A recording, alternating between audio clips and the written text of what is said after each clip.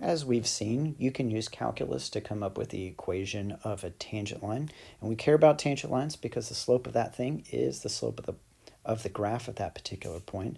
But maybe we want the equation of the normal line. What the heck is a normal line? Normal line's just basically a line that is perpendicular to the tangent line at that particular point. And there's applications in physics that uses normal lines or normal forces instead of just, say, the one that is tangent. So let's apply this idea of a normal line to example 5. Let f of x equal x times the square root of x. We want to find the equations of the tangent and normal lines to the graph of f at 1, 1. All right, let's try this out. Now, first of all, I'm going to notice something peculiar about my function. My f of x is equal to x times the square root of x. And I got a problem here because I've got a product of two functions, and we haven't learned anything about how to take the derivative of a product yet. That's coming up. It's called the product rule, and it gets its own lesson. It's that big. So does that mean I can't do this one? I sure can, because I basically have like bases. I want to rewrite this. So a lot of times in calculus, in order to do the calculus, you have to first rewrite your function in a form where you can apply the calculus rule to it. That's what I got to do here. Whoops. So now, when I have like bases, I'm going to add these exponents. This is a 1, and that's a half, so I get 3 halves, x to the 3 halves. Now I can find the derivative. So f prime of x is equal to, now let's apply the power rule to that. Leapfrog the power down, 3 halves x to the negative, no, it wouldn't be negative. When I subtract this, power is 1 half. It's 1 half. There we go. And you can write that as a square root if you wanted to. 3 halves x, whoops, square root x. There we go. All right. Now, I did that because I need slope.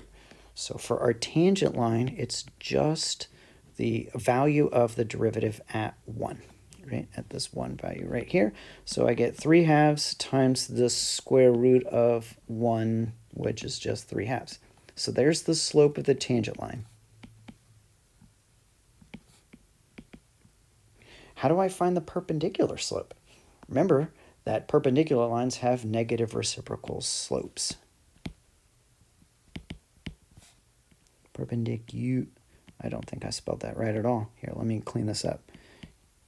There we go.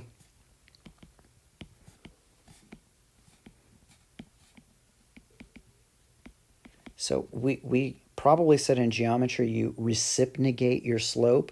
So the perpendicular slope here is going to be negative 2 over 3. All right, now I have enough information to write the equation of both my tangent line and my normal line. And I'm going to be pretty clear about this. I have the tangent line, and I'm going to use the point slope form because it's my friend. Y minus 1, because we're using 1, 1, is equal to 3 halves times x minus 1. And then my normal line should be the same exact x and y coordinates. Y minus 1 is equal to, reciprocate that slope, negative 2/3 times x minus 1. All right, and you could graph those things if you wanted to. I've done that for you over here on Desmos, but more than that, I actually graphed it so that it works for any point on here. So this is pretty cool. I have the tangent line in red, and then perpendicular to that, I have the normal line at any particular point.